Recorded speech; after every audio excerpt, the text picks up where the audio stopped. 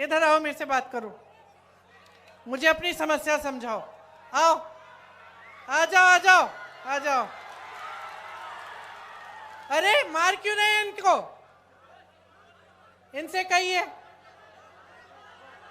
आ जाओ आ जाओ आ जाओ।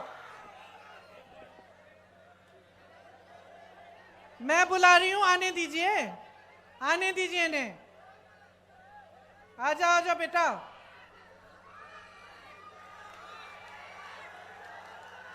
आ जाओ, शाबाश। आओ, ऊपर आओ। उसको पकड़ो मत। अरे कुछ नहीं, आने। इधर आओ। नाम क्या है तुम्हारे? आसिफ खान। ये देखो, ये है आसिफ, ये बिहार का नौजवान है। लड़ लड़ के वहां से आया मुझे अपनी समस्या बताने के लिए। ये है बिहार का नौजवान जो अपने अस्तित्व को समझता है, अपने अधिकारों को समझता है, जो लड़ता है अपने अधिकारों के लिए, जो समझ रहा है कि इसके साथ क्या हो रहा है आज।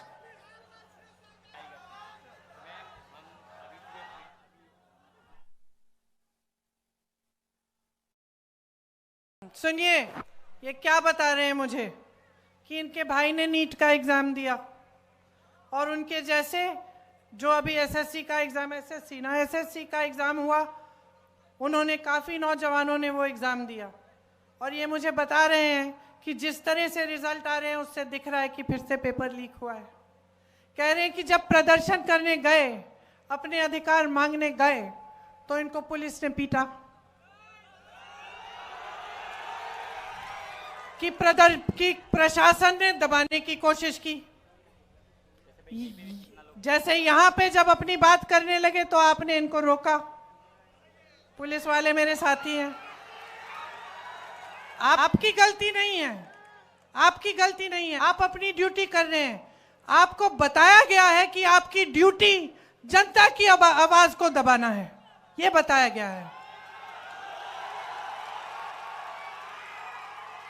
क्योंकि आपकी सरकार है, वो ऐसी सरकार है जो जनता की आवाज सुनना नहीं चाहती है।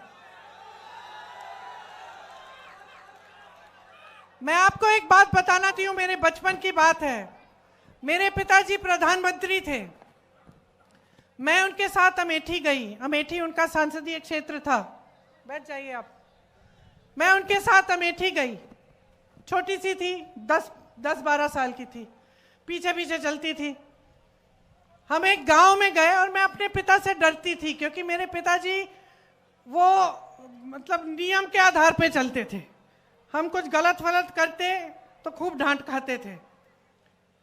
पिताजी गांव के अंदर गए, मैं पीछे पीछे गई और एक महिला बड़ी जोर से उनको डांटने लग गई। मैं डर गई। मैंने सोचा ये महिला कैसे डांट रही है मेरे पिताजी को। अब आप सोचिए, मेरे पिताजी प्रधानमंत्री थे, गांव के अंदर गए, गांव की महिला ने उनको खूब डांटा कस के। क्यों? क्योंकि भैया तुम 7 महीने पहले आए थे, तुमने हमें कहा था कि यहाँ पे नल लगवाओगे। 7 महीने निकल गए हैं, तुम हमारे सांसद हो, तुम प्रधानमंत्री हो, अभी तक तुमने नल नहीं लगवाया। डांटा उन्होंने। तो मैंने सोचा, मैं छोटी सी थी, मैंने सोचा तो भैया अब तो पिताजी डांटेंगे, तो मैं और डर गई।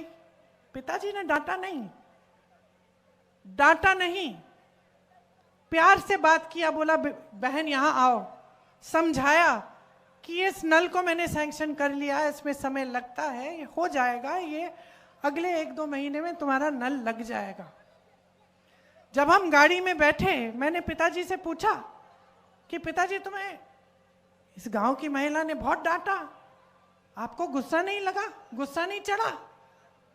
कहते बिल्कुल नहीं चढ़ा बेटी, क्योंकि ये मेरा कर्तव्य है और जब वो मुझे डांटती हैं तो वो सही करती हैं, उनका अधिकार है, मेरा कर्तव्य है उनके लिए काम करना, मैं उनका सेवक हूं। तो अगर सरकार, देखिए मैं अपने पिता की प्रशंसा नहीं करने के लिए यहां खड़ी हूं, मैं आपको एक बात बता रही हूं, साधारण बात, कि उस समय बड़े से बड़े नेताओं की क्या मानसिकता होती थी।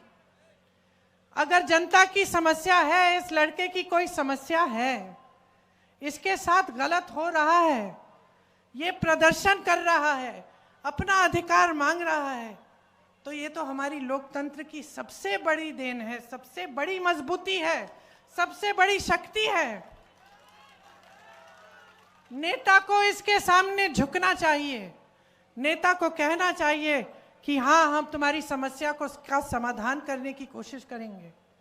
और जब नेता ऐसा होगा, जब सरकार ऐसी होगी, तब पुलिस भी ऐसी होगी। तब पुलिस आपको पीटेगी नहीं, तब पुलिस और प्रशासन भी आपको पीटेंगे नहीं, वो करने देंगे प्रदर्शन, खड़े रहेंगे। आप अपना प्रदर्शन करेंगे, वो खड़े रहेंगे, आप प्रदर्शन करके घर चले जाएंगे। तो इनकी गलती नहीं है, ये भी अपनी ड्यूटी कर रहे हैं, क्योंकि इनकी सरकार इनको कह रही है कि जाओ दबाओ इस प्रदर्शन को। तो समझ लीजिए कि बदलाव आपको हर स्तर पर चाहिए, आपको हर स्तर पर लाना है। आपको मानसिकता का बदलाव चाहिए, आपको सरकार जैसे चलती है उसमें बदलाव चाहिए, आपको भ्रष्टाचार खत्म कराने के लिए बदलाव चाहिए, आपको विकास लाने के लिए बदलाव चाहिए, आपको अपने भविष्य को मजबूत बनाने के लिए बदलाव चाहिए। बदलाव लाइए, आपके हाथों में है, आपके ही हाथों में है। बिहार को शक्ति दीजिए।